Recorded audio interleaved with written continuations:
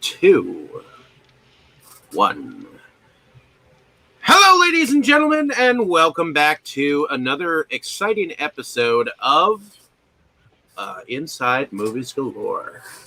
But we are continuing our trek into Meet the Cast Month, where we are learning exactly what kinds of films Milk Jacobs love.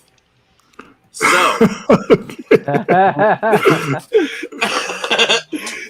why don't you tell us a little bit about the film that we are going to be going on about tonight here?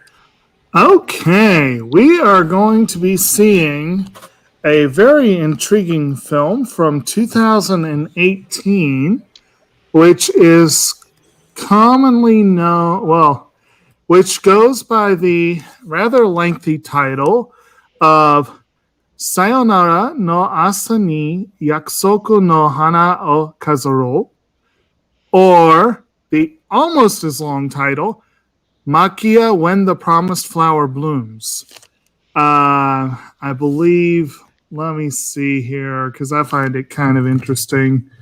The it's the debut film from scriptwriter Mari Okada, and it's produced by PA Works, and it is their first original standalone film. The original title literally translates apparently, Let's Hold the Promised Flowers in the Morning of Farewells, which is kind of a fun way of looking at it too, I guess. Unfortunately, neither IMDb nor ANN has a really great, snappy, quick description. So I'm going to basically wing it.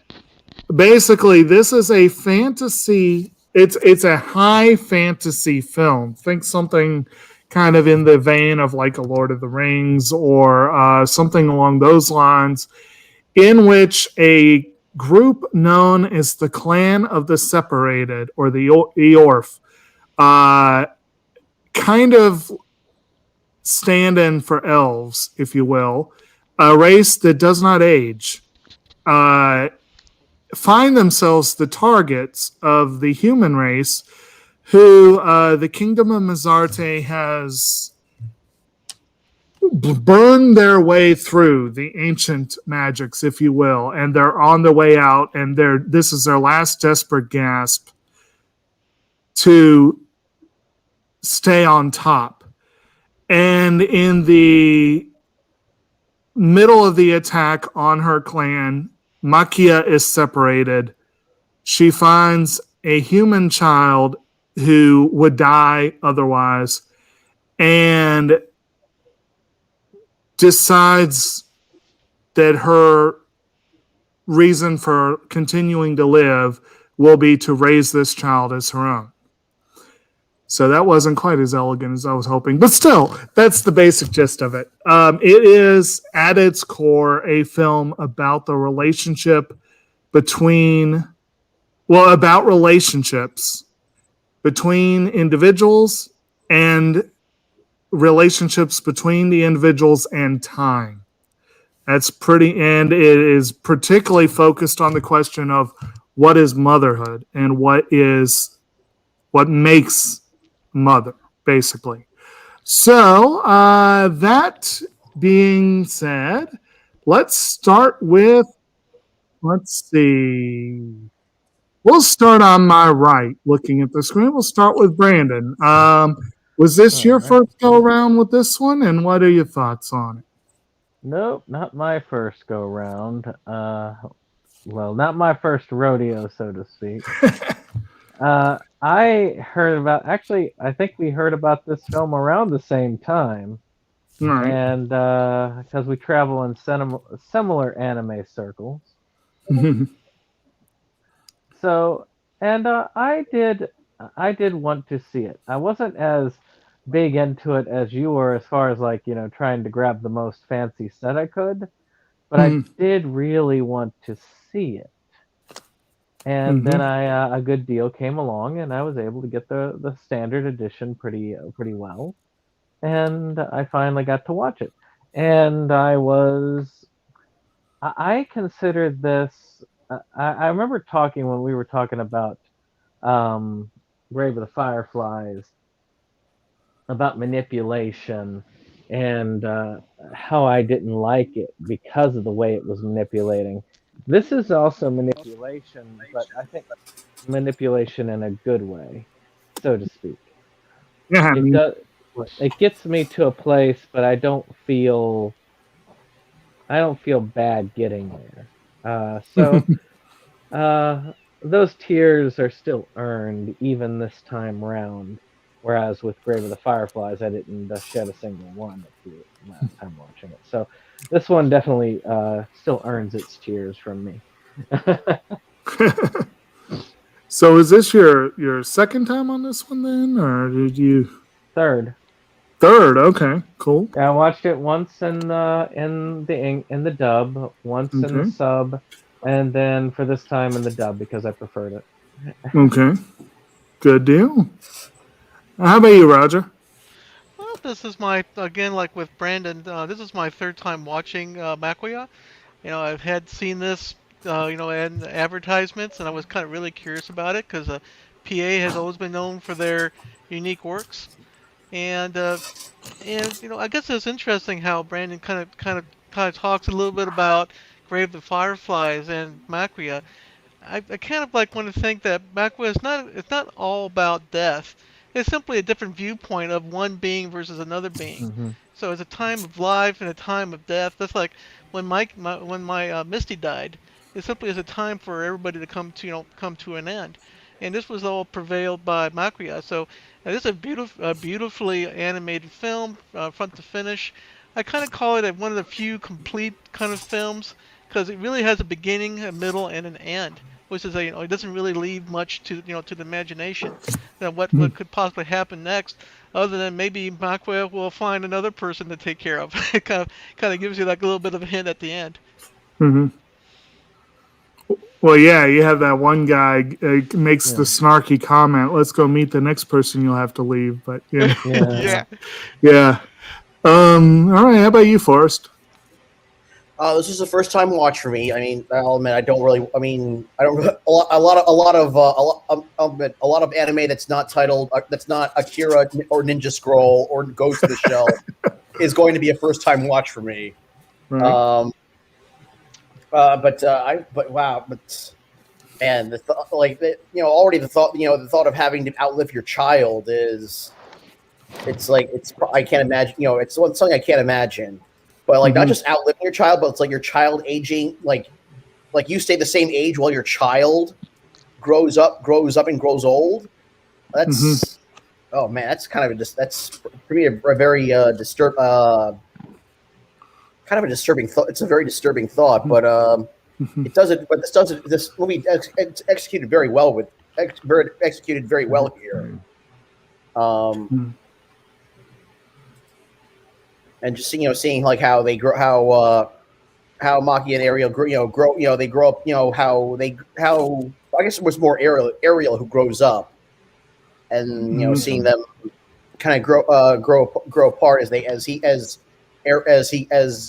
Ariel gets old. It's an interesting for me. It's an interesting it's an interesting dynamic, and like I'm not sure trying how to put this, but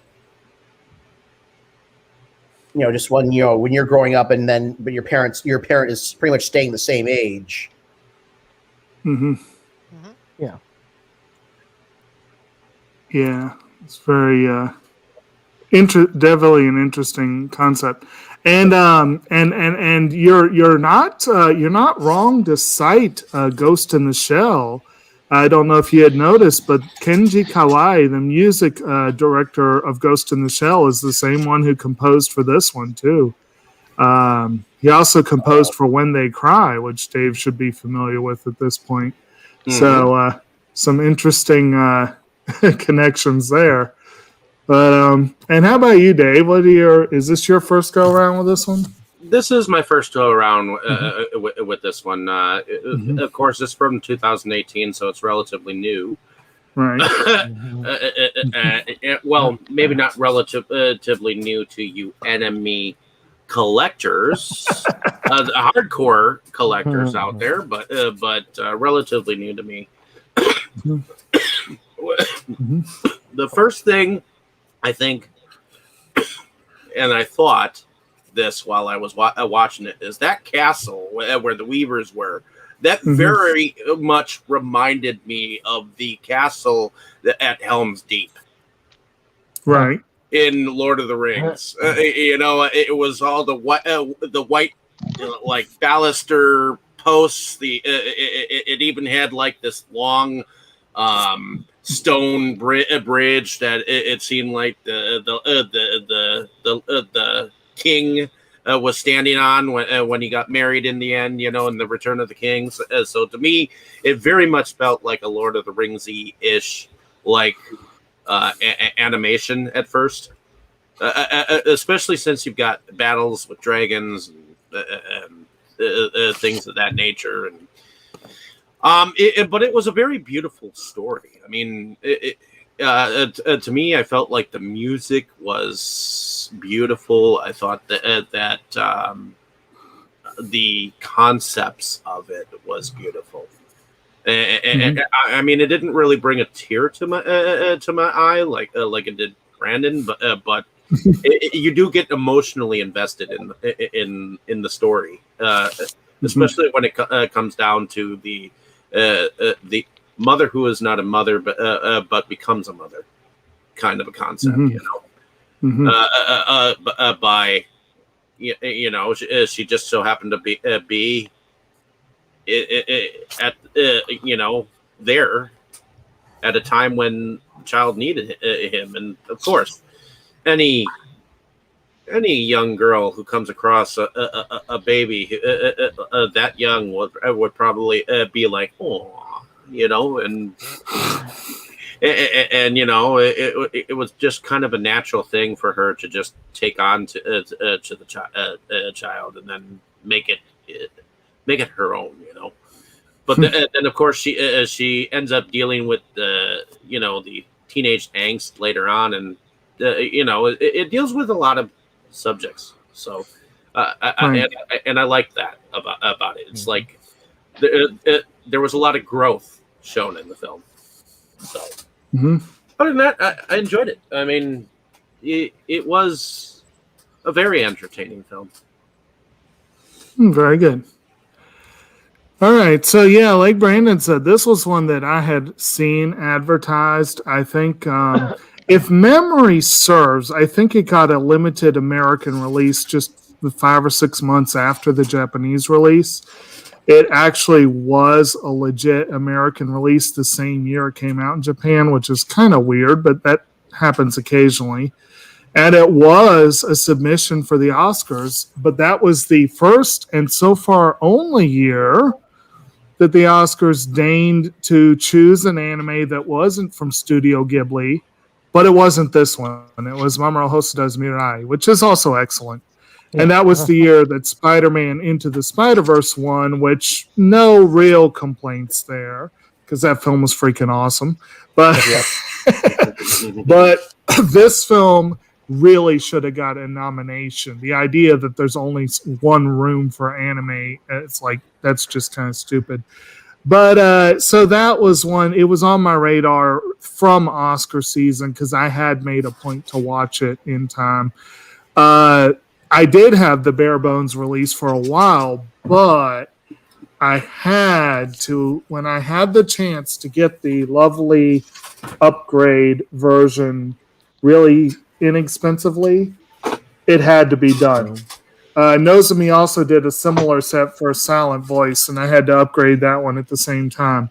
This gave me a great excuse to crack out the new version.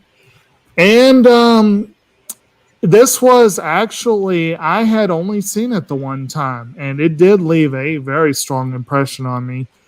I actually honestly had long since earmarked it as one that I wanted to revisit.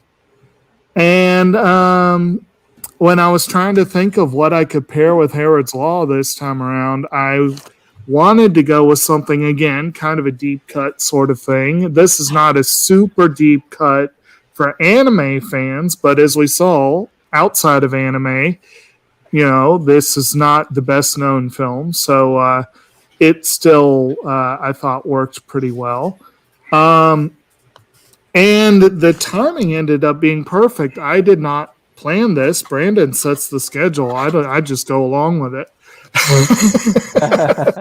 But ended up that this is like just about a week after Mother's Day. It gave me the perfect excuse to not only watch both the English and the Japanese dub, but also to finally show it to my mom, who actually loved it. So that's kind of cool and encouraging, I think, because it really is. It kind of is a love letter to mothers specifically, but parents to a degree. But again, it's about relationships on a grand scale. But that's like the specific main one that is focused on more than anything. But I have always been really into stuff that looks at things from a different perspective. I think it was Forrest. I think it was you that said that this is like a really unusual perspective from what you've seen. I hope I'm following the conversation well enough there. In terms of like, I would think in terms of like the parent-child relationship, especially as the child grows old while the parent doesn't. Right. But I mean, even something that's so heavily focused on a parent-child relationship, especially in the world of anime, it's unusual. I mean, they again, Hosoda did that to beautiful effect with Wolf Children, and he did that with the father-son relationship with The Boy and the Beast. But otherwise, it's unusual in anime, but yes, that one particular quirk of she is trying to raise someone who by the very nature, the dynamic is going to change over time is quite intriguing. But also the whole question of, I guess I'm going to try and polish off my initial real quick. I will comment that I did think it does have a really good English dub. I do prefer the original, mainly because I usually do and because it's excellent. But the English dub is very well done. They did a solid job with that, and I think they captured. Well, Brandon, you said you watched both. I don't know, Roger, if you watched both. I feel like they did a good job of capturing the characters in both without going astray, which is nice. And yes, it is a gorgeous film. It's a PA Works does some really, really, really good work. They are known more for their television work, but this again was a pretty big step in this direction for them. So that was I continue to look forward to when I see their name on a production. That's usually a good sign, I think. But anyway, and then I love my fantasy stuff. The Lord of the Rings connections definitely are there. So, your other high fantasy, like it has a little bit of maybe like in anime speak, there's like a little bit of a reminder of shows like Slayers and things like that, just in terms of the setting. But in terms of and it reminded me a little bit as well of Akame ga Kill in terms of the kind of the setting and what have you.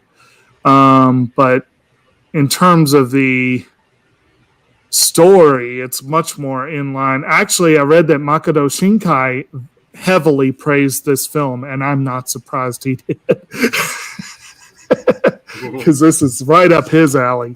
But anyway, we'll get into the basic gist of this, the basic plot.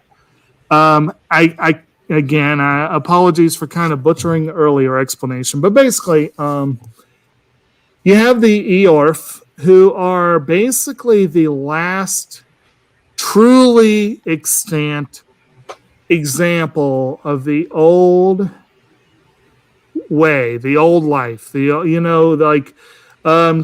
borrow a phrase from another fantasy film, it could be said that this is a setting where the world has moved on, where basically the kingdom of Mazarte has enslaved the Renato, which are kind of dragons. They're sort of this version of dragons. But the Renato are dying of a disease called red eye that is picking them off one by one. All the other old magical creatures are gone. They're gone. They talk about a few of them in the opening. The Eorf are the ones that survived because they have separated themselves and fiercely guard their individuality and their independence. They are called the Clan of the Separated for this reason. They have their own peaceful community until they are attacked by Mazarte because the king has decided that the Renato are dying. We're in trouble if we lose the Renato. But hey, if we can breed the Eorf's immortality into the royal line, well, we're set. So basically, they set an attack on this community. They capture Lelia, who's the very wild-spirited best friend of Maquia, the main character. They capture Lelia, who's the prettiest one, to use her as a consort for the prince, and basically slaughter as many of the others as they can. I was a little confused about this. There seemed to be some orders to capture all the females, but then it seemed like they ended up just killing most of them. Mm-hmm. So I don't know exactly why that. I think it was basically his choice to say, well, if they. Well, that big dude in black that came and said it all. He was like, "Kill him if they try to escape." The captain of the guard, if you will, is Isol. He probably ordered that in part because you get the impression early on that while he is loyal to the crown, he also is. He's not blindly loyal. He has issues with their decision to use the Eorf. So he may have actually had that happen so that they wouldn't have like a whole harem at their disposal, which he probably knew would be a disaster. But at any rate, so there is this horrid attack. Maquia, one thing, Dave, you kind of introduced this thought, and I'm going to come back to it real quick. It's important to know that Maquia is an orphan. She doesn't have parents. She doesn't know what it's like to have parents. And I think that's very much informs her decisions later on. Most of the others, you see Lelia and Cream meet their parents when they come back from a gathering sort of, thing. So Maquia lives with the town elder, and at the start of the attack, she gets like trapped in the tower with all the hibiol, which is they weave their history into this special cloth called hibiol. And she is kind of trapped in the tower. And then this attack happens, and one of the Renato comes down in the middle of the attack, comes down with red eye and goes berserk, and ends up flying away recklessly and ends up pretty much crashing right into that tower and dragging Maquia with it away from the battle scene. And when it crashes in the woods, she herself crashes some way away, and she comes across a community that had recently been raided by bandits, and she meets a swarthy looking fellow who kind of mocks her a little bit, and she is hears a baby cry, and finds his mother that had recently been killed that's clutching her brand new infant. And she doesn't want to leave she had actually right before this thought about ending her own life. And I think it was the baby's cry that caught her attention, if I remember correctly. You guys correct me at any point if I'm remembering wrong. But so she finds it, and while this guy's mocking her for, that's not a toy, you know what you're doing, right? As a human baby. And she's like, I know. She actually breaks the mother's fingers one by one to get the baby to safety, which I thought was a very effective scene and kind of disturbing too.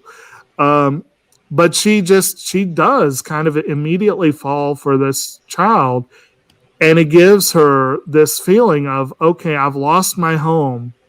I never had a family to begin with. Okay, I'll raise this child.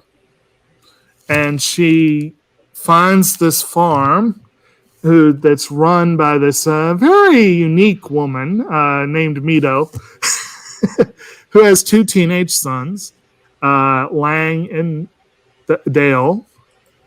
And she starts, for a few years, lives a fairly idyllic life, raising this young child she's named Ariel, and learning a lot from Mito, and also becoming very close friends, particularly with the older son, Lang. And I guess that's probably because there's a little bit of a jump in the story at that point. But up until that point, what are y'all's thoughts on some of those characters? I guess we'll start with the most obvious one, Maquia. What are y'all's thoughts on her as a character? Well, in my opinion, she's the tragic character of the bunch. She has to live through all the deaths of her kinfolk. She has to live through the death of the adopted boy. She has to see everybody change while she does not. So she always has to not settle in the place. So I get a feeling that the Lore always want to be in the same place. They don't want to move or change. And now she's forced to change. She changed her hair color. She changed her mannerisms. She got along with people that she didn't know anything about. She has to move a lot. So it's a big change for her. Also kind of like a small observation. This is indeed a fantasy world, but I don't remember seeing much away of magic in this one. So, it's kind of like an observation. There was a lot of use of regular weaponry, muskets. It's kind of interesting looking, the muskets using those as a advanced weapon type. But right. For all their long life, it's like the only thing they have other than beauty is their life. But again, I want to point out that this story is kind of like it's really cool because you don't have a whole lot of focus on on a huge picture, because it does give you a flash of the overall picture what she's going through, but it always comes back to Maquia and Ariel. It always talks about those two mostly throughout the story. So this is really a story about her and her relationship with her adopted son. Right. Yeah. Anyone else? Any thoughts? I wanted to pose a quick thought about the setting, because you're talking about like the world moving on. One setting that's obvious to this, and I'm almost I'm about 90% that's where they got this whole thing from. This is very Tolkien-esque. I mean, Lord of the Rings. This is exactly what Lord of the Rings was talking about, where all of the magic in the world is fading. All of the fantastical beings are leaving. Even like where they show the end of the Lord of the Rings, where the elves. Spoiler for Lord of the Rings if you for some reason haven't seen it yet, or read it yet. But they are leaving. They're all leaving on these ships. They're vanishing and leaving the world to the world of men, and that's what's really coming about here is the fantastic world is dying and becoming the world of men. Right. So there's a lot of old, aging, and dying, and though Maquia herself is ageless, in a way, she is being she is also dying in a sense because her entire civilization is dying and leaving. Her time is to move on is coming. Yeah, Right. I'd like to add one more I, thing. On the At hmm? the end of the show, Maquia also has modern attire. She has the Right. modern shoes. It's almost like watching Mushishi. Has the main character? I forget his name. What was his name? Hmm. I forget. But anyways, he's dressed differently than everybody else, and so she has. I Hmm. find it kind of interesting. If everybody's wearing leather, leather and regular sheepskin cloth, Hmm. and then she pops up in modern type clothes. Also, Well, I think I trying to remember if there was any change in. I feel like some of the other clothing was at least slightly updated, but you're probably right. She still looks like a person apart. She doesn't really look like, but also she is traveling into a very rural, rustic setting at the end, and you don't really know where she's been this whole time. It could be that some of the city folk do look like that at this point, and I just in the know, country there. I know when you What's that? see, I know that when you see the Weaver women in the very beginning with their Hmm. white toga costumes or Hmm. whatnot, they kind of remind me of like anytime you ever see anything from like Greek mythology with Mount Hmm. Olympus, where all the women are like in white clothing and it's more like heavenly. Right. To me, that's kind of like how I feel about this Hmm. world, and to me, it's like these magical creatures that are weaving these looms. Hmm. In a sense, it's like they're the mechanics of the world, kind of like the ones who are in control of the uh, the ties to everyone. Like to me, I feel like the looms and the thread Hmm. are like the fibers of your destinies. Right. You know what I mean? Right, and the Greek comparison is apt as well. Honestly, another setting I was reminded of, at least this time around, um, and there's some differences, but there's also some similarities. You do have men here like Cream, but it does appear to be a matriarchal society, and there are those sort of Greek vibes, and it's a community that is actively separated from the rest of the world. So it also reminded me a little bit of the Themistria from the DC comics. So that was kind of a little thought I had there as well. And well, yeah, and actually, Wonder Woman is someone who does not age very much compared to the people around her. So there's sort of that vibe to it as well, I think. But I do think, and as far as the others, Lelia and Cream, of course, and the Elder are the other main Yorf that we are introduced to early on. The Elder kind of disappears quickly, but she's kind of a fun character for that little bit. But Cream and Lelia become very important as the story goes on. Lelia kind of is her trajectory becomes sort of the twisted nightmare version of Makia's trajectory, where she is kidnapped and forced into motherhood. Actually, and hers is actually biological, but she is treated as a puppet and a pawn all the way through, as a monster, really, by the people that have captured her. Um, and so she's almost like the flip side of what Maquia has to go through. What are y'all's thoughts on Lelia as a character and story? Well, my impression was that Lilia was like the town elder or very close to it. Mm-hmm. She, of course, she gives advice to Maquia, not to get too invested in love with another creature or any Now, other people. Uh-huh. real quick, the elder was Racine. Lelia was Maquia's friend. Yeah, I guess I got the wrong impression, but that's what I was getting from. She was something close to that, and she was like an advisor. She talks to Maquia, and She was at later least a on, leader. something like that, because definitely, because when she was taken, of course, the whole purpose of them taking these people, because in the beginning, like you said, somebody was talking about how the black suited captain that says, take the women, kill the guys. That's pretty much how Yeah, things are going with raids. Take the women, yeah, kill the guys, breed them. Bring in new blood to save the city from eventual rot and death.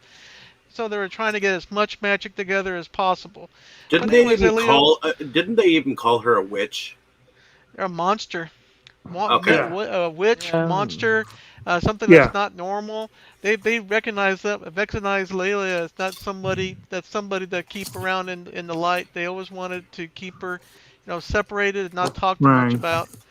And you can see that because throughout the show, Mhm. Lelia never did get to meet her kid. They Right. kept them separated. Even her kid was determined to be a reject because she didn't show anything like the blonde hair or the strange or the the elfin like features of the loaf. And Right. it was kind of a tragedy for her because she had a lot of angst towards the end. She Hmm. kind of goes from disattachment. I don't want to get involved with anybody, to eventually slipping into madness. She just wanted to die, and she tried to die. Because I guess I'm droning on about her, but to me she was a pretty big effect at the end. Hmm.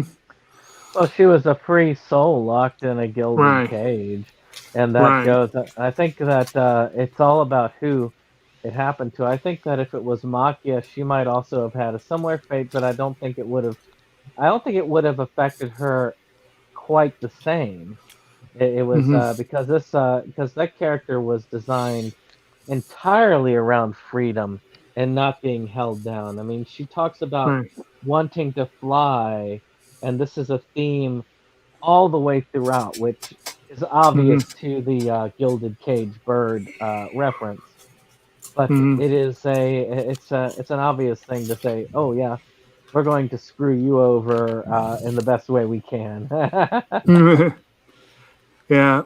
And also, I do think it is again also notable that she did know her parents and that she was the biological mother of Medmo, which made it all that much more difficult for her to be separated because she probably would have taken being together as almost taken it for granted. And this kind of, whereas Makia was constantly searching for the meaning of those relationships and constantly was able to explore them. She wasn't. Lelia wasn't given that choice, and so it was really rough on her to be have this thing that she probably took for granted just taken away from her. Um, and that's so that was one thing. Now, what are y'all's thoughts on Cream as a character? Hmm. Hmm. Well, there's not much to talk about him. He kind of What? pops up. He becomes like a rebel leader, if I remember Mm-hmm. correctly. He is always trying to take Well, back, Lelia back from the clutches Right. of the prince. He was always Right. coming up with ideas to get rid of people. I would think, and I he even consorted with the enemy. In I, some capacity. They kind of touched on it well, that somehow The he's enemy gonna of my I enemy is my friend. I got the yeah, he's fe- gonna consort with them. They're gonna do something. I He has got the something. feeling I Yeah. got the feeling that he kind of fell in love with Lelia. Oh, they were well, they were definitely a couple. beforehand Yeah. because I feel like if I remember correctly, one of the scenes that was early on, right before the attack, was Hmm. Maquia kind of had a thing for him, and then found out that he had a thing for Lelia instead, Right. which was a shock for her. But that shock was minimized by the slightly more shocking events that happened afterwards. Only slightly. Like the I'm not sure if she subjugation. was shocked. I'm not sure if she was shocked from Discovery so much as it was just seeing them in action. Like we talked on our last discussion, Herod's Law, we were talking about the character's naivety at the start of the film. In this film, Maquia is also naive, but she could be called an innocent at the start of this film. She is very much an innocent to the ways of the world. And and one of the things that I think she was probably a little bit scandalized to see just how close Cream and Lelia really were. But yeah, I'm not sure that I would say, I'm not sure that I would agree that there's not much to say with him because he was obsessed with saving Lelia. And it got to the point where it truly did drive him like an obsession. He had no other thought, really, not even necessarily for her. When he finally meets her at the end, he finally finds her. And then she wants, I want to see my daughter. And he just cannot process that thought. He's just absolutely dumbfounded that she would have any interest in the child she was forced to have, you know. And that's that. I thought that was a intriguing scene there. There's But a need for yeah. vengeance within him, Yes. that darkness. Mm-hmm. And you can see that throughout when they first meet afterwards and later on Mm-hmm. as time goes on. And like he's happy to be reunited with Maquia and horrified that she has a human son.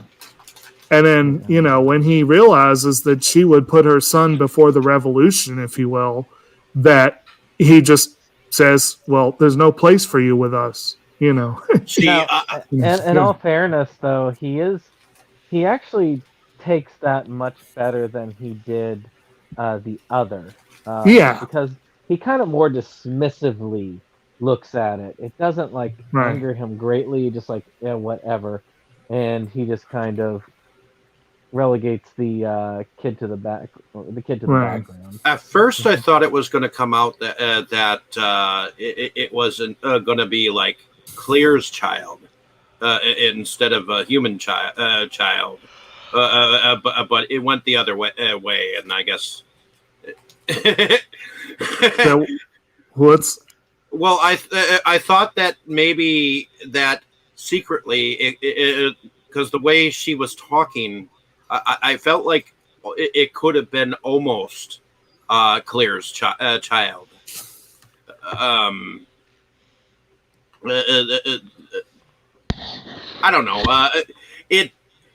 It could have gone that way, but it didn't. okay? All right. So, okay, so that's basically the Eorf cast. What are y'all's thoughts on the family that that they end up living with for a while? Mito and Lang and Dill. I swear that Mother is very much right out of a Ghibli film. I swear I see this Yeah, type of mother in lots of Ghibli films with the I same was whole trying to think. she's does a hit to her belly, Right. to indicate that strength and all that stuff. I don't know why, but I swear I've seen it in Ghibli. Ah, I think I know the mentor in the bathhouse at Spirited Away. That I think is who she reminded me of. I've been trying to place it this whole time. You know who I'm talking about? The one that kind of has to take Sen under her wing. It's been so That long since I've yeah. Yeah. A little bit of that, but you're right. Like, there's a lot of Ghibli characters in that vein, and that could very well have been a nod to Ghibli. The countryside setting even could have been a little bit of a nod to Ghibli. because there's a little bit of that feel there. And Mito is kind of fun. She's sort of like the tough cookie kind of character. She says straight up that her husband had been killed at some point in, I think, working for the crown, if I remember correctly. Didn't she say he was a soldier? I think. Yeah. Yeah. And so she's been raising these two rather rambunctious kids on her own. And what's up? Oh, I thought I heard someone trying to say something. Okay. And then, of course, Dale doesn't really do much. He's there for a while and then he disappears. But Lang comes back in a big role later. And what was kind of made clear early on is made very clear later, that he really has a thing for Maquia, and that he's a pretty decent guy, even though he comes back working as a soldier for this corrupt king. He's a pretty decent guy overall, I thought. And of course, the scenes on the farm introduce one of the most effective kind of tear-jerking scenes, at least in the early part of the film. And for me, this one always got me, and that was the scene where the dog dies. You have this dog that they've had for many years, many, many years. The kids grew up with the dog. And Ariel has grown up with the dog. He's not as old, but he's been there for like 5 years at this point. And the dog dies, and Ariel's saying, like, well, I can't see him if he's in the ground, that kind of thing. And, of course, Dale's completely broken up. Yeah, exactly. And Dale's completely broken up. And, of course, Lang's like, we got to bury him deep or the animals, But one important plot moment here is that this is the first time that Maquia really, really internalizes the warning that the elder had always given her, that if you make relationships with others, you will outlive them. And she gets a taste from the way these humans have outlived their dog. She gets a small taste firsthand of the kind of grief that she will feel when she outlives her family. Well, it's it's sort of like later when he refers to the child as a pet for her. Right. Gosh, Emil was it? I think it was, but yeah, not Emil. Darn Who? It. The other we were just talking about him. The other one of the long-lived people. He refers to the child as the child as a bit of a pet. Yeah, right. Later on in there, which kind of goes to that. Right. And they kind of see it that way. And also that first guy, I can't remember his name right offhand. I think it was Barrel, I think it was, the half Eorf that she meets when she finds Ariel. He kind of tells Lily, like, that's not a toy, and she's like, I know that, but he kind of hints that she has no idea what she's getting into, and it should be said that she was very young at the start of this. She was 15 at the start of this. Yeah. So she was not quite an adult by human standards, let alone Eorf standards. You get the impression, I don't think they specify that Laylia and Cream are about the same age. They may be a little bit older, but they're in the same ballpark. So they're all very young by their standards when this starts. And one of the interesting things about the film, I think, is that even though they look the same all the way through, other than, costume changes and hair, that sort of thing, the way that you can tell they're aging by the way they act and talk. You can tell that they have learned a great deal and become, much more mature. Maybe not Cream so much, but the other two. Because this was one thing that I saw pointed out that I think is a good way to describe it. Maquia and Laylia, one by choice, one by necessity, learn to adapt. Cream never learns to adapt. He never learns to move on. He wants the old ways back. And he just can't get over that, So that's like that was a big part of the conflict there with them. But anyway, so they move on to the city because Maquia gets a message through some Hibiol that Layli has been captured and used as a consort for the prince. She thought everyone was dead at this point, but she found out Layli is alive and captured. So they find passage for her to the kingdom, for her and Ariel, and that's where they meet Cream and find out that he's trying to lead this revolution to, take her back and what have you. And he succeeds in creating a diversion that lets Maquia get close to Lelia, and she finds out from Lelia that I can't go anywhere. She puts her hand on her belly. She's like, got a baby coming, and she covers for Maquia, and I love. It's probably the one moment in the whole film where Lelia really gets to kind of be a badass, and I did like that little moment. She tells the captain of the guard straight up. She takes out her hairpin and puts it on her belly. She's like, "You go after her. This baby gets it," basically.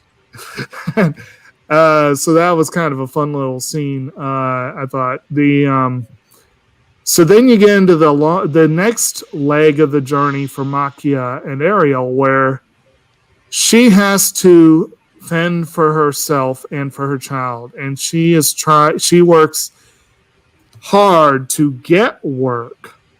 Everyone looks at her and thinks that she's just some stupid teenager that had a kid too young and won't give her work. And eventually they skip ahead a few years. She's working in a very, very rowdy and boisterous bar. Mm-hmm. And where her son is grown up, and they kind of think they're brother and sister. And he is becoming increasingly uncomfortable with the situation. And this is where they are reunited with Lang and find out some more things about what's going on with the country and all that stuff. Now, there is one moment that I wanted to talk about here. Go for it. I liked the fact that when her son came in, and then all of a sudden the musicians stepped up and everybody started singing a song, and it was like a folky type of song. I liked that folky-ishness about it. That was fun. It was kind of a fun moment.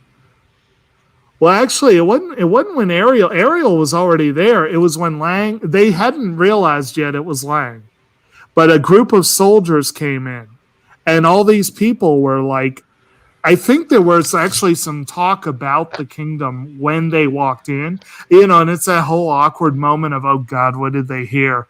But the way they cover for it is by just starting all that music and dancing and all that stuff. And I was like, that's pretty cool thinking on your feet.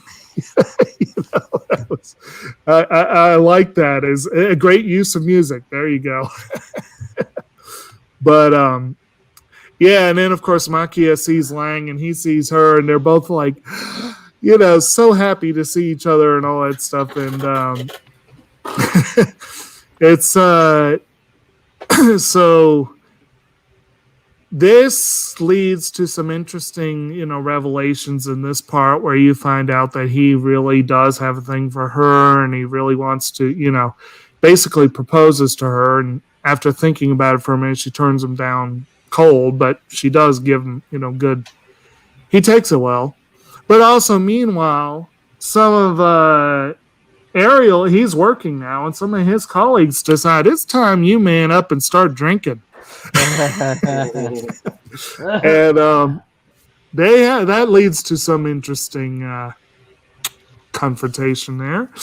Well, I was also getting the vibe that her son had not been sleeping in the same area as he used to. They were getting distant at this point in time. And I think it was because he was growing into a man, and I almost got the vibe like he wasn't thinking of him or her as his mother anymore. That Well, yeah. he might have actually having some sexual desires towards her, you know. They Uh, never really, thankfully, never go far down that road. no, Yeah. they don't. But But I was getting some of those yeah. vibes. You know what I mean? So, Well, and it makes sense. I mean, she's a very attractive girl, and he is getting to be that age, and she is basically the only girl in his life for the most part. But yeah, she straight tells Lang that it's been a few years. You know, he stopped calling me mother. You know, that sort of thing, and she's not happy with it, but she's trying to make her peace with it. And but again, it makes sense. It's understandable. And then it doesn't help that all of his so friends think, you know, one, they use the cover that they're brother and sister because at this point it wouldn't make much sense otherwise. But there's a rumor going around that they are a couple that eloped and you know, and he's constantly getting razzed about that. And that doesn't really help matters either, you know, in a lot of ways. No. Um, and we one haven't really. thing, What's up? well, What's up? we did miss one point that was No? made both at the dog's death and a little bit Right. later on when he was trying to cheer her up in the city. Mm-hmm. 'Cause she was kind of at the breaking point, and he Mm-hmm. ends up running out and showing up on the top of the bridge. And Right. it's a point made even later, which is, you know, mothers don't cry, Right. which is something there, or at least not in that a mother has to be strong Right. for their child, and that is I a think theme that you Lang see a tells her lot. that initially, right? Yeah, with the dog, Yeah. Yeah. and it is it is something that is prevalent throughout. So I Mm-hmm. just thought that's something that should be. And we haven't really looked at Ariel as a character either. At this point, he's just again becoming a young man. Up until then, he's pretty much been a rugrat. But he, what are y'all's thoughts on Ariel as a character overall? Well, Ariel definitely is the main plot motivator of the whole show. Mm-hmm. Definitely, if he's the person that made Maquia kind of allow her to continue on with life. We see Ariel live throughout, throughout the show, and then eventually, pass on. Um, Mm-hmm. Definitely, Ariel had some kind of dark moments. I had some differences of thoughts Mm-hmm. about them breaking up, because I'm thinking that because Ariel kind of realizes that Maquia is not like a human. She's different, Mm-hmm. and of course, and because of that, there's less of a connection. Of course, the razzing of his friends. Of course, they have a lot of influence on Ariel. He wants to man up. Mm-hmm. He wants to take care of Maquia. It's less of a protective mother figure to one that he needs to protect, but he also has conflicts Mm-hmm. because because she is different from other humans. Mm-hmm. He tries to become closer to Maquia. He makes Mm-hmm. one of those tapestry things, but at the Right. time, Maquia kind of turns him down and says, "No, you're doing the wrong thing. You're wasting your time," because that was a kind of another big point where Mm-hmm. some threads were cut. He was going to start thinking that maybe she doesn't really care for me as much. It's time for me to think about moving on.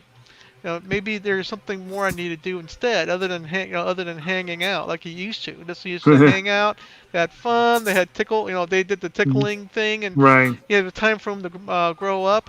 And when Ariel does decide to grow up, this is where he really starts wanting to separate, from him Mm-hmm. being the child of Maquia to being someone that is separate. So that's when Mm-hmm. he wants to, sleep by himself. He becomes, of course, increasingly independent.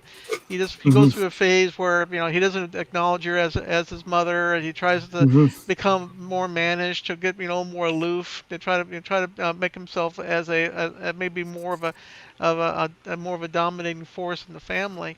Mm-hmm. But as time goes on, Ariel decides to get a job, support the family, which he starts doing. and then even moves on with Lang to become a soldier, and that, of course, that changes the whole Mm-hmm. dynamic.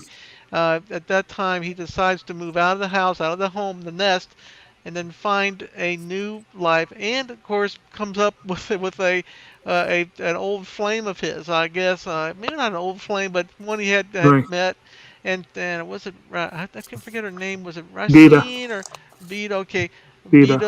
Vito. They start becoming an item. Mm-hmm. It was kind of surprising when I first watched. They become an item. They get a family. The Mm-hmm. family, that they started they're started having a relationship, and then a physical relationship, and then of course they're having a Mm-hmm. baby. Moves on, Now, and of then course, you've moved well into the next time jump, which we've is well in the future from what we've seen before. Um, but yeah, that's definitely a big part of it. Dita, we meet early on. They had known her at the farm, and she had given him grief about about his mother, and Mm-hmm. about it being so friendly with his mother, and it's not cool to like your mother and that kind of thing. And she was sort of like his personal Lucy at the time, but she got over it when Well, they I met mean again. and that is also a big, what do they Hmm. call it?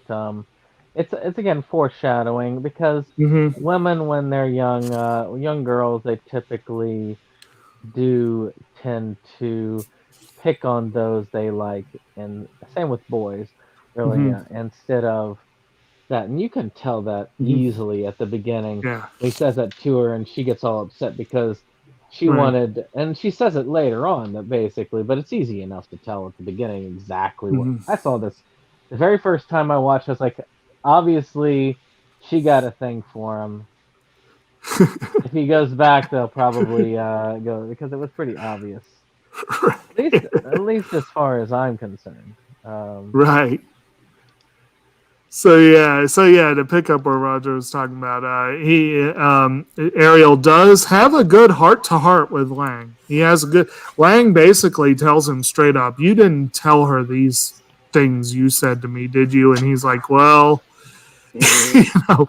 But he basically Ariel gets a chance to explain himself, and he explains that no, it's not that he doesn't love her or doesn't think anything of her. It's that he needs to get out on his own because he wants to protect her. He wants to, and he knows he needs to get out on his own to be able to do that. And so, yeah, Lang hires him on for the army, and Maquia sees him off. And but after he leaves, she's captured by Cream and taken to a neighboring kingdom. But we don't really find this out until later when, several years later, we do see that Lang is now a division commander, that Ariel is working closely under him and has reunited with Dita. They are very close to becoming parents. And then they hear the rumors that the neighboring kingdom has an Eorf of their own. And then you find out that Cream has gone to the neighboring kingdom and several neighboring kingdoms and basically stoked the fires of a pretty major conflict, which he plans to use Maquia as part of it. And at this point, you can kind of tell he's starting to lose it. He's starting to he is so consumed by vengeance that he has kept Maquia prisoner all this time, and it forces her to cut her dyed hair off once her hair is long enough, for her to basically start new, start fresh without the taint of the past, if you will. One other And thing, did you yeah, notice that the hair, that when it gets long enough for that particular race, it's yeah, blonde, but it has a peculiar red tint at the end, which you're also is right, a tell for them. right. But of course, in her case, she had dyed it kind of an auburn color, and so he had been waiting for that to disappear, for that whole thing. And he does specifically say, he basically denies her being a mother by saying that the Orf are only allowed to wear their hair that long once they have a child. And when he cuts it off at the waist, he's basically telling her, look, forget that. Your past doesn't matter. It didn't happen because it was not the Orf, so it doesn't matter. You know, and that really shows where he is at. He absolutely is no longer thinking of her as a person, as in the Orf, so much as he is thinking about, you know, the good old days. But so then they attack. You know, you get this nice little bucolic scene where Ariel's home with Dita, and they're having this, and she does make that nice little teary confession about, you know, or no, I think that was later where she actually confessed about picking on him. But they do have that nice little scene, and then he gets called back because of the attack. They see it coming, and you know, all the, what was it, 4 kingdoms that teamed up against Mizarte? I think it was. Yeah, because Like, the chickens have come back to roost. exactly. Right, they've been using ancient powers and magics that we didn't see in the show to become the world power in the nation, in that area of the world. And now, since they are on the decline, all these different cultures have come together to get rid of, you know, the Napoleon, you know, they get rid of that, and so they can just take over and then wash that culture away. Yep. And so you have this thing where, you know, of course, Lang and Ariel are having to do battle, while meanwhile Cream is storming the castle with Maquia at his side. They get separated quickly, and Maquia actually runs into Ariel, and he runs off to help his comrades, and she's kind of spooked and just runs away and keeps running, and eventually she gets to the part where she looks back, and it's like traumatic, like PTSD, remembering what happened to the Orf in the first place. But then she hears screams, and she goes and finds Dita, who's gone into labor from the shock of the war starting.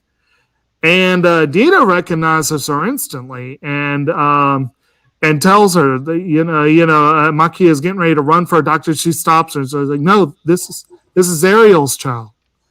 And of course, you know, Maquia stays and does everything she can to help. And meanwhile, you've got the battle raging on. And I didn't really notice until the third time just how freaking bloody this scene gets. And I'm like, that's kind of interesting after everything that's come before. but it's a full-on war scene that we're looking at right there. But they juxtapose it against the scenes of Dita giving birth. And it's really interesting that they flip back and forth between that really intimate and really big, epic thing, and both of them in their own ways rather violent. But well, it's definitely an old way of giving birth. I mean, I remember seeing many many birthings where the women would have to stand up and try to hold on to something for dear life, and it comes out the bottom instead of being laid down and having it come out naturally, you know.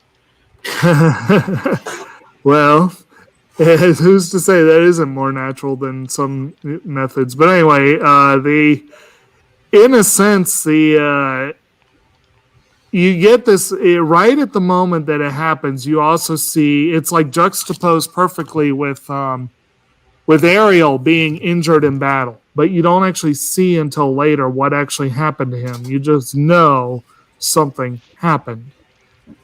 Meanwhile, you also see what happens to Cream and Lelia. Cream actually finds Lelia in the castle, and that's where they have that confrontation where he comes up and he's like, it's okay, it's over, we can take you away, you can forget all of this and everything. And she's like, I want to see my daughter. And then he is just absolutely dumbfounded at the request, and it pushes him over the edge. And he basically he snaps, and he's like, "Okay, we'll leave here together." And he just throws down the torch and try. Basically, he makes clear that he is ready to suicide with her. But then the captain of the guard, Isol, comes in and shoots him, and he, that's it. We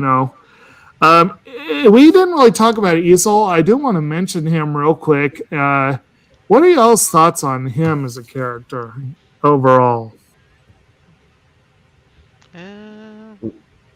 Well, Yeah.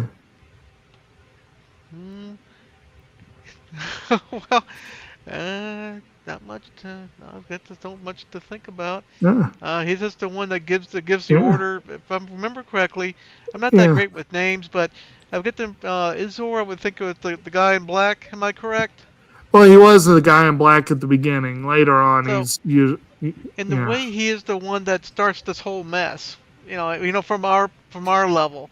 Sure, there's all bunch of stuff going up in the upper level stuff, but he's the guy that comes to Maquia's town, burns the bill. Basically the loot and pillage and kill, separate the girls, get rid of the guys, bring them all back to the kingdom to get their blood into their royal family. So in a way, he is a major plot mover. But as time goes on, he just kind of hangs out. So, he kind of fades out until he comes back again towards the end, and he comes in and shoots Krim to save Lilia. I guess an impression that Krim was trying to harm Lilia or doing something, because he comes up and he says that, "Oh, I'm here to save you, Your Majesty," and and ironically, I was surprised he lived through the whole through the whole show. He definitely is not. He's not dead by the end of the show. Right. Well, unlike the king and prince, he's not incompetent. The reason I asked, I actually thought he was kind of an interesting one because he almost comes off to me as sympathetic. And there is that one scene, that really interesting scene with Lelia, where he tries to connect with her. He comes up to he says, like, that I'm sorry that you have to go through this or whatever, and then she just spits in his face. You have no right to say that. And it's true. He regrets his role, I think, in what happened with her and the Eorf. But he was following orders. He didn't question the orders at the time. And she basically throws that back in his face in that one scene.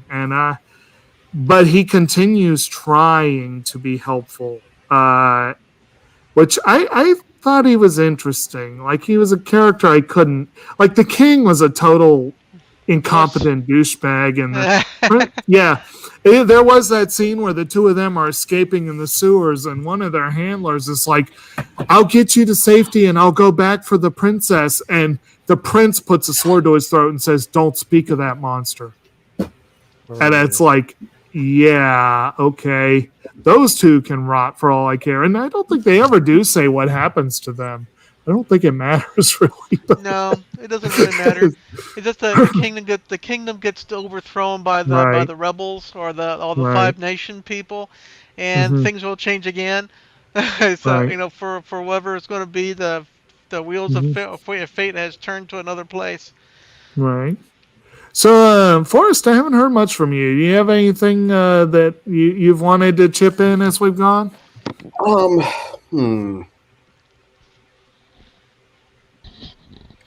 No, nothing. Not much really coming to mind right now.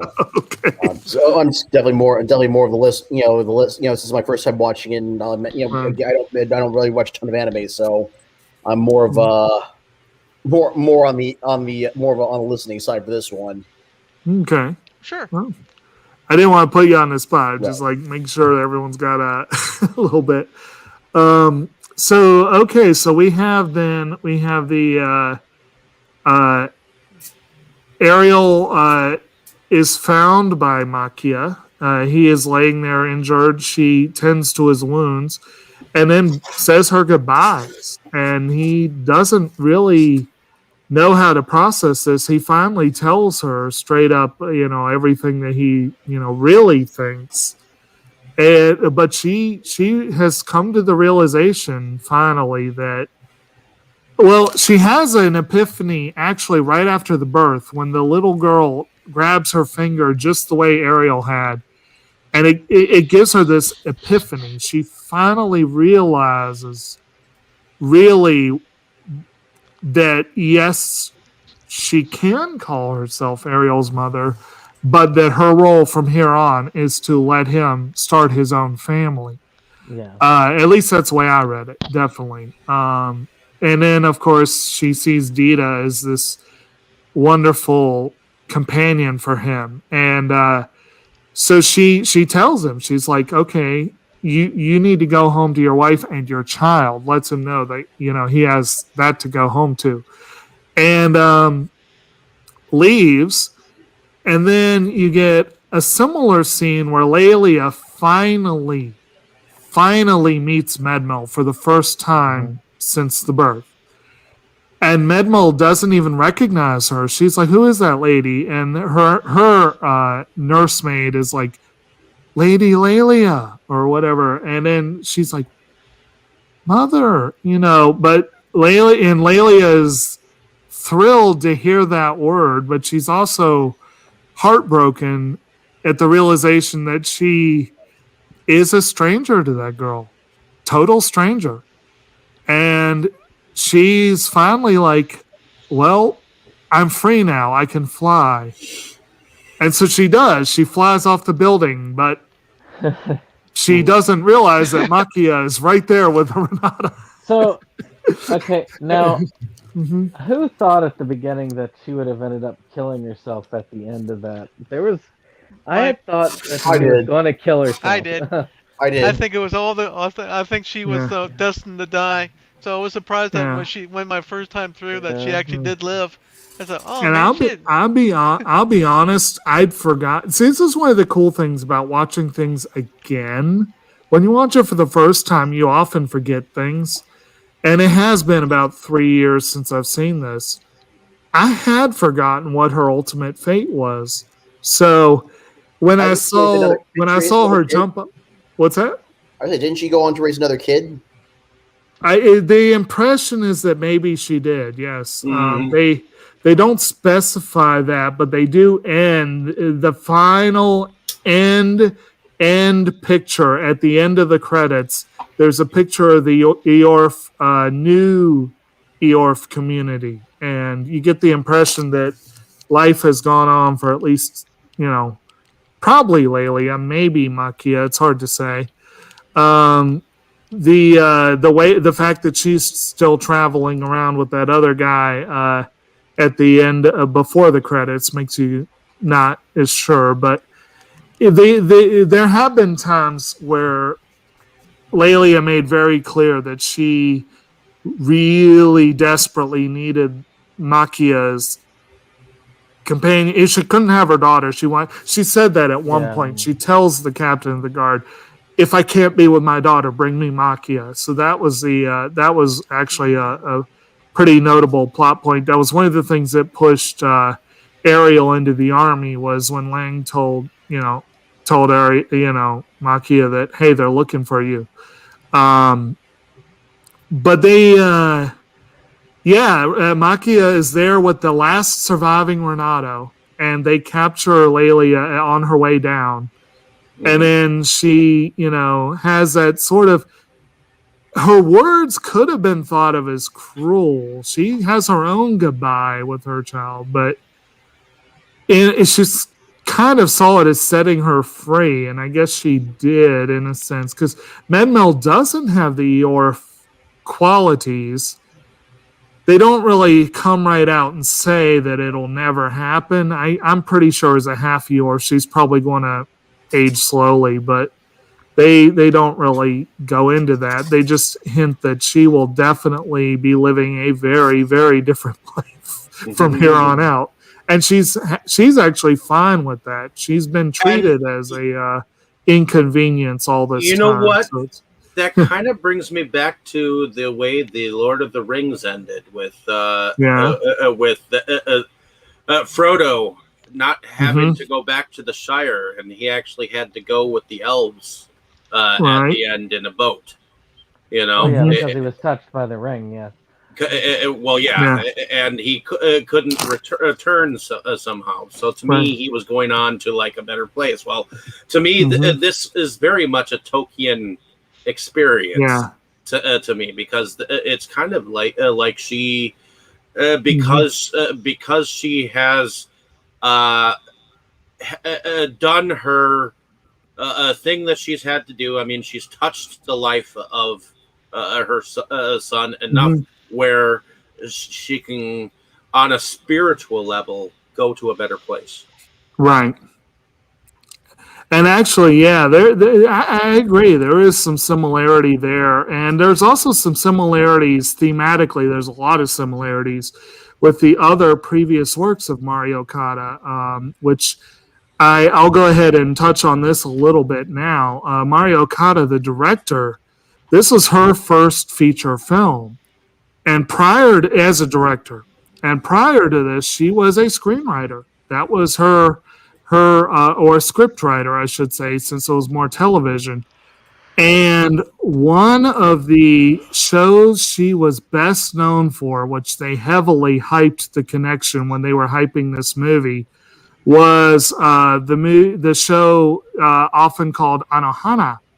And in Anohana, you had a character who had died 10 years previously, and it shattered all the relationships of the different friends.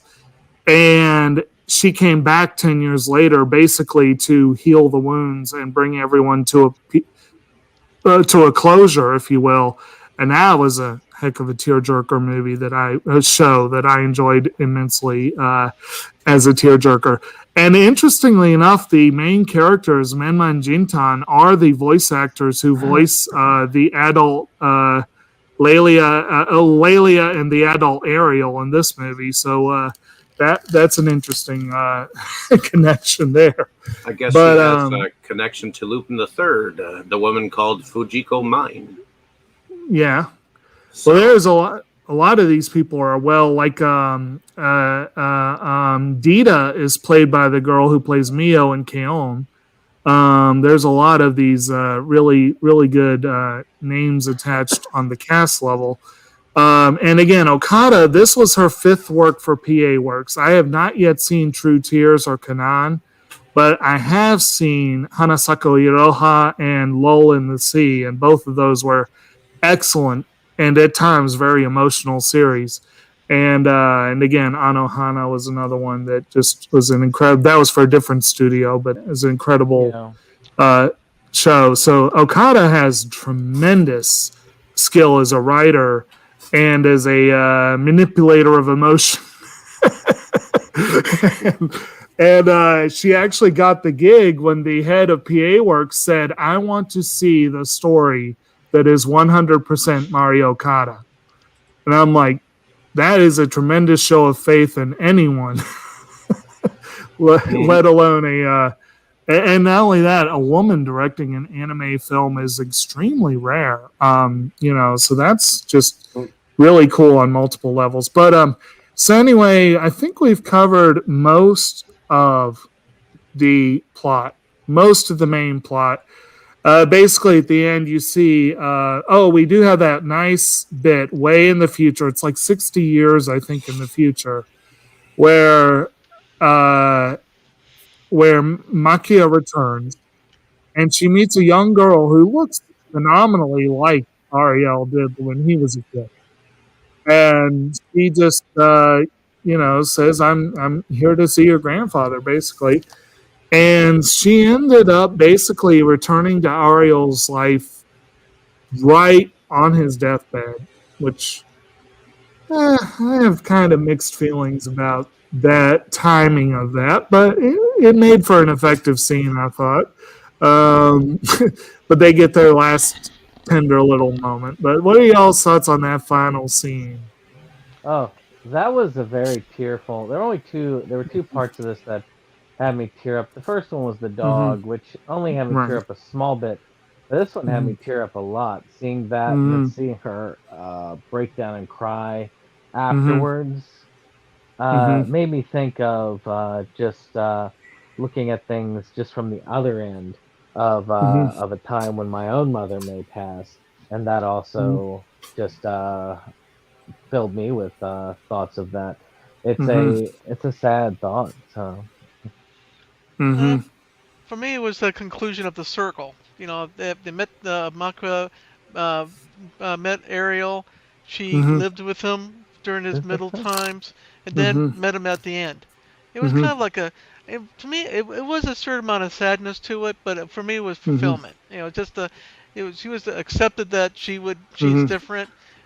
She did her best for Ariel, and Ariel had moved on, has a family. Actually, this is like two generations of families of the Yeah. family and that one cottage there. So it's kind of like a really cool, really a really nice scene. Ariel there's a certain amount of sadness to it, but it is life, and the show did start out with the dog dying, and saying that this is going to be the theme of the show. It's going to be a little Right. bit about life, a little bit about death. You know, it's simply a cycle of life and death. You know, that's how nature works. So that's kind of Right. like my impression of it.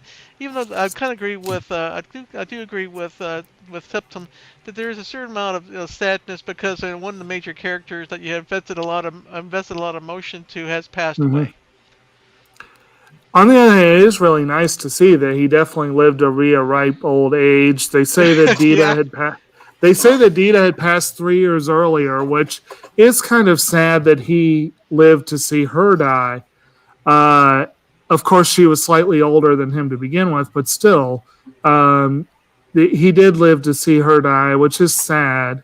But they did live a long, long time. They got to see their grandkid, so that is definitely there's some sadness there, but it's some and as she gets on the wagon with Meryl again, and he's like, well, we're off to see the next Someone person you're else. going to leave, and It's and gonna then be- but as she goes, she's like, well, as long as I'm alive, he will be part of my hibio, and she's like, I'm happy to have loved him, and yeah, I think it kind of does, and it's a bittersweet note.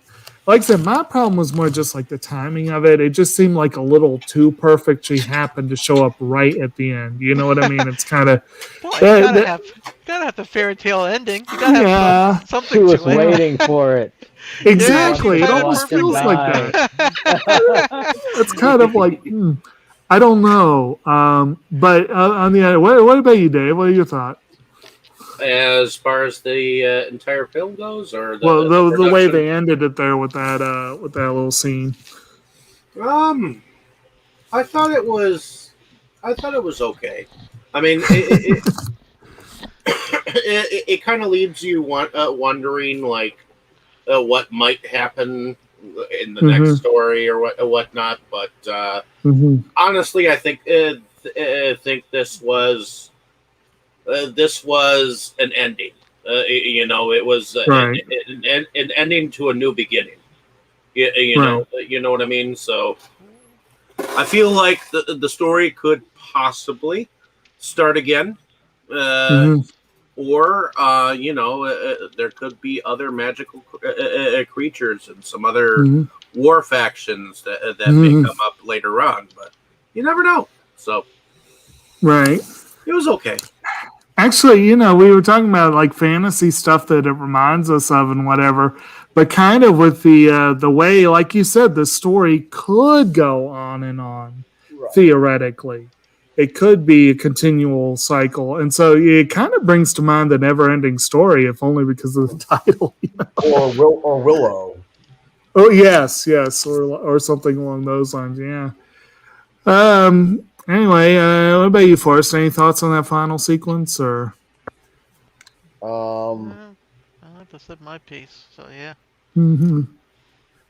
It's a very touching Okay. moment. All right. Yep. All right. So we'll go ahead and then touch a little bit. I touched a little bit on the background, but as far as the actual what's on the screen, what do y'all think about the overall production values for this one? Well, you have to give it props that it is one of the best visual animes you're going to see. So that's one thing. But I want to point out, kind of like from my experiences with watching quite a few films, it's difficult to get all these story plots together and make them tie them together. Yeah. There's a lot of films out there that kind of go off in the tangent. They go belly up, or they can't keep the story together.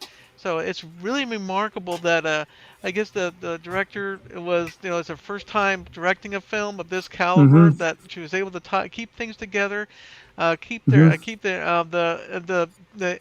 subject on point, should I say? Because there's so many interesting things she can go into and talk about and waste time on. But I think what she did was to carefully prune away the parts that did not matter.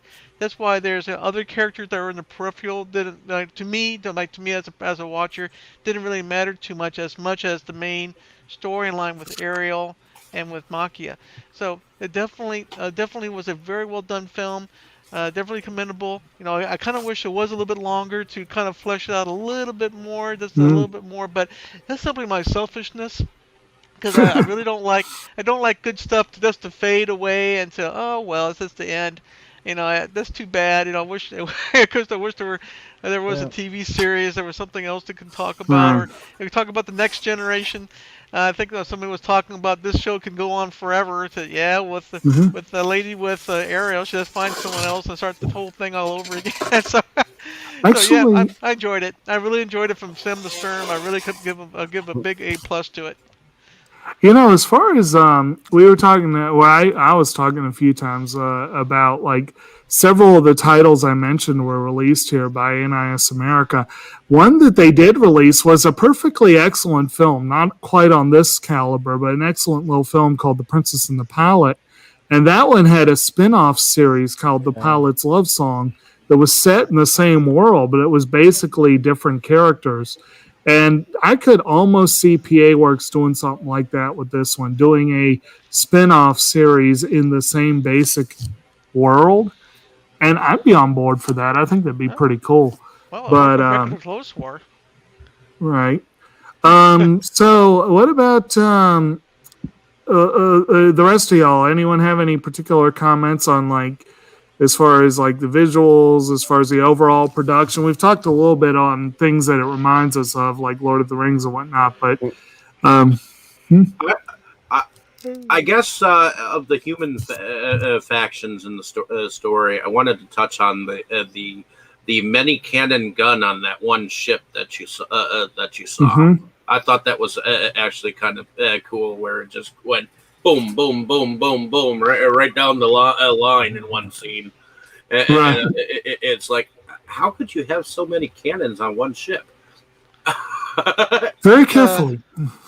Well, they got basically it's a galleon, and they had rows and rows of cannons. They used to, face each other and shoot at each other until one ship sunk. And they could also use those kind of cannons to bombard their enemies with. So, simply a fleet came from the east to take care of the waning kingdom. So it's a fitting end to a society that had to fall. Right. And y'all notice I couldn't resist to even in a film like this, an anime, high fantasy anime, there still was some nice political elements thrown in.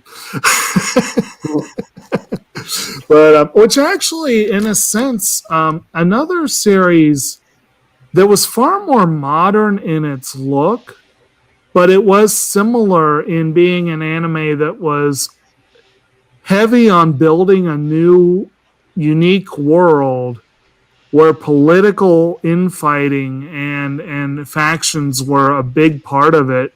One of the all-time great series was the Full Metal Alchemist series, and so that one I think I kind of thought of a little bit too, because it, the same sort of ideas there. But overall, the visuals, I think, were pretty stunning. There was a lot of CG that was variable, I thought, in how great it was. Sometimes it was good, and sometimes it was a little CG-ish. Uh, but I feel like the hand-drawn animation was pretty uniformly gorgeous, especially the backgrounds and the Lorf. the character designs I thought were excellent overall. Of course, the main character designer is well known for his work in the Final Fantasy franchise, but Final Fantasy Tactics. yeah, and some of the other you got some other very very talented people involved in different levels. Several people who were involved in Hanasaku Iroha were involved here, and several people from A Lull in the Sea. Actually, a lot of the production crew was very similar, and that was just a pretty gorgeous series. And in the music, we touched a little bit on the music at the beginning, but what do y'all think overall? The use of music, they had sort of those sort of old-timey kind of fantasy-ish, but kind of like medieval sort of flourishes, kind of mixed with your more typical anime action stuff. And then you had that really nice, pretty song at the end that I thought was like the perfect send-off thing for the end credits. That really gentle kind of song. I agree. I could definitely like the music in here. I could probably even listen to the soundtrack, in the background while I'm working or some shit, Right. So. Yeah, I might get some hate mail, but I thought it was infinitely forgettable. Mm-hmm. If you compare like the music, which I can remember very fondly from Record of Lotus War, the ending, the beginning theme, the that was a great theme. Yeah, but compared to that, I don't remember anything from anything really memorable from Maquia other than wind chime kind of thing that you kind of comes and goes, fades in and out. But I guess I'm going to be in the minority in this particular opinion. In fairness, I don't think it made an enormous impression on me the first time. But again, that's one of those things about repeat viewings. These things kind of come along a little bit more as you go. And especially when you're talking like series themes. I think, Roger, you might have been the one who said you skipped the themes. I hope I'm not putting words in your mouth. So you're the odd one out. But for me, when I'm watching a show, I will remember those songs by about the midway point of the series. And usually about the 10th or 11th episode, I am humming that song. And then, of course, that's when they change the tune to a new one. But, yeah, I like doing that. But with a movie, it's a little harder to do that because you don't hear it as much. But still, like I said, I think it's not so much something that I would be clamoring for the soundtrack, but I think while I'm watching it, it perfectly fits the ambience of the film in my mind. I think I would like to have the soundtrack, but that's more me as a collector saying I want. Most of these films, I'd like to have the soundtrack. That doesn't mean it's going to happen, but So, does anyone else have any like general stuff or specific stuff before we go into favorites? No, not really. No. Okay. I think we did a pretty good job so far. Cool. Okay, so I think I started with Brandon before, so I'm going to reverse order and start with Dave. What were your favorite scene, moment, character, or what have you? I would have to say that one of my favorite scenes was when Lelia jumped off, and I thought that she was going to fall to her death, and she ended up being on that dragon, And I also liked the look of the dragons themselves. They were definitely different dragons. I've seen many different dragons and many different fantasy films, and I thought for dragons that you're supposed to be riding like dragons of Pern, you're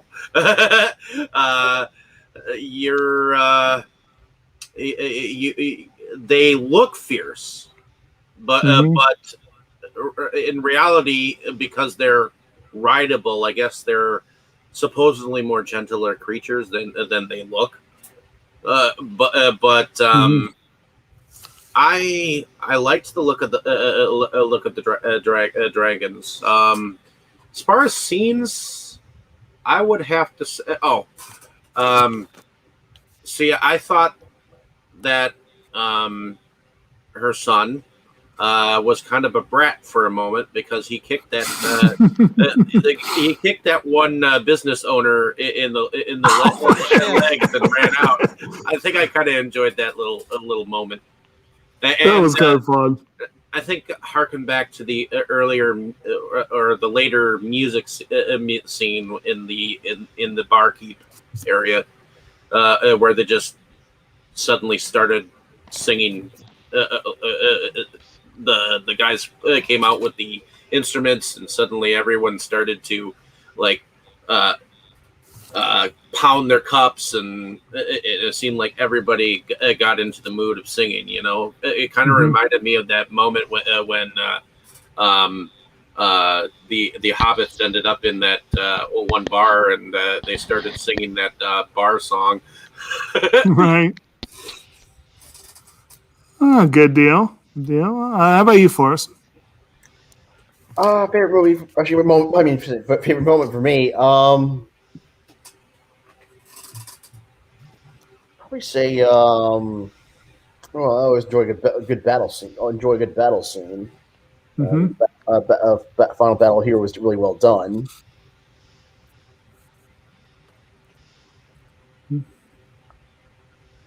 All right.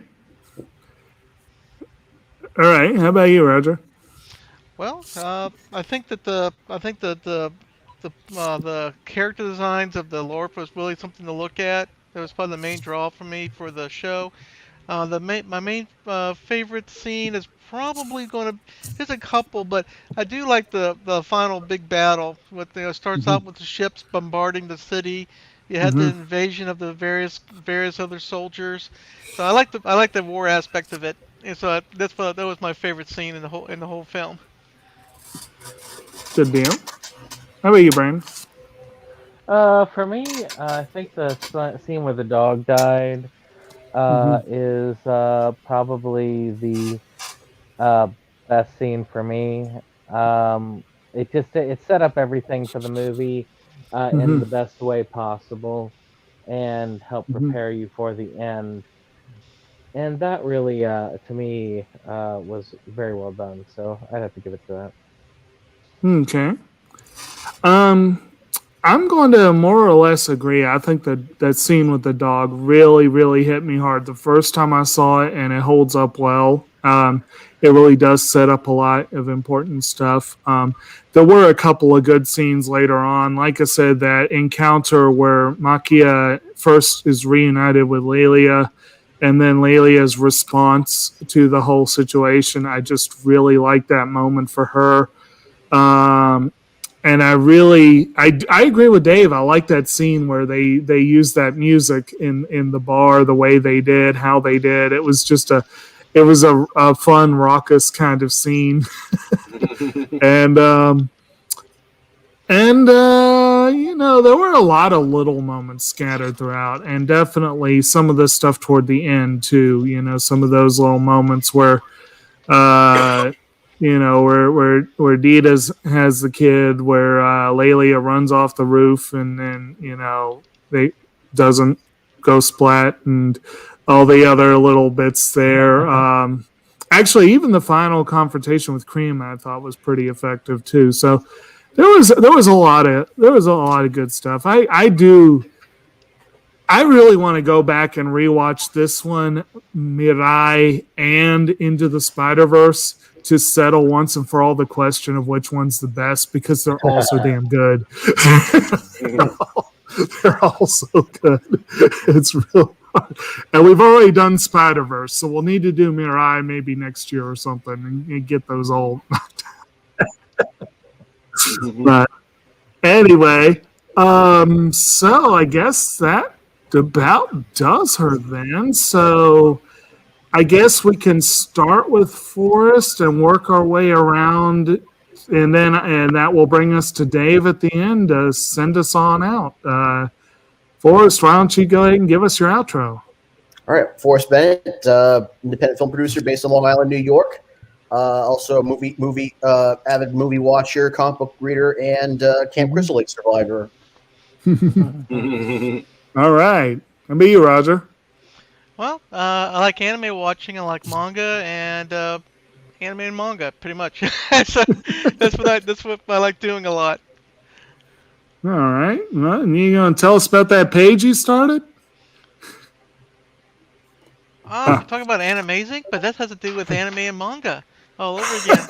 So yeah, if you want to know, if you like to come over and visit Animazing Collections and Company on Facebook, of course I welcome anybody that has a large collection to show off. There's no doubt about it that this function is to show people that yes, indeed, I am the king, and let's see who is the bigger king. Good times. All right, how about you, Brandon?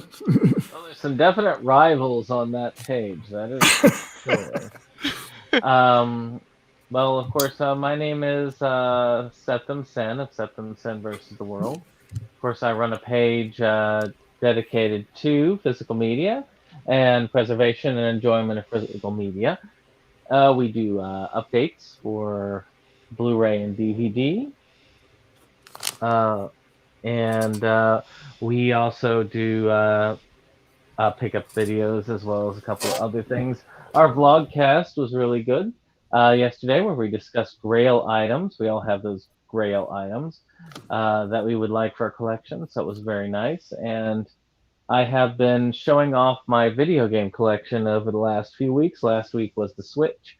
This week will be the PlayStation, and over the next few weeks, it's going to go PlayStation 1, 2, 3, and 4. Even a couple for 5, but I'm mixing those in with that. So it's going to be fun, but I also help with Inside Movies Galore. Now, normally I would have handed this over to Mo, because it is his turn next week. But because he's not here, next week he is going to be hosting and giving us 2 of his personal favorites: The Last Starfighter, which is our pre-show, and Inner Space. Both amazing films, both quite fun, and I look forward to those. All right. Yes, and Mo, you were missed tonight. I'm sure he would have some fun things to say if you know. Go to Mo's Tavern and pick his brain, I'm sure. And I'm Jake. I am the co-host on Septum Sin versus the World, and as he said, we are a physical media channel where we have a good time chatting about this, that, and the other related to physical media. One thing coming up soon, I get one more shot in the spotlight this month for our anime anti-climax discussion at the end of the month. We'll be looking at a little series called Death Parade, which is a fun little show. So look forward to that. That's the final Monday of the month. So I'll hand it off to Dave. Alrighty, and my name is David Streggy. I am one of the founding fathers of this channel, Inside Movies Galore, where we go on about different films and media and the like, and we have a good time talking about them and going into a deeper discussion on them. So, and this month we've been doing films that mean something personal to us, and we wanted to share a little bit of a different aspect of ourselves to you. So if you've been following along with us, thank you. But I also moonlight under a different channel where I do my own video pickups, video reviews, and discussions on called Delusions of Grandeur. So please check us out there as well. And I know I've got a couple of newer video pickup videos up, so definitely check those out if you can. And, I know next week I'll be going on about going back into the Oz-exploitation and covering a mini-series that was on Sci-Fi called The Witches of Oz. So, which was directed by Leigh Scott, who is originally from Milwaukee himself. So, in any case, definitely check that discussion out. I'll probably be doing that Monday or Tuesday or whatnot. And looking forward to Mo's picks next week. So continue to follow us, like, share, and subscribe. And hopefully you have a good evening, morning, or wherever you are. Thank you. Bye. And good night. Good night. Yes. Good night.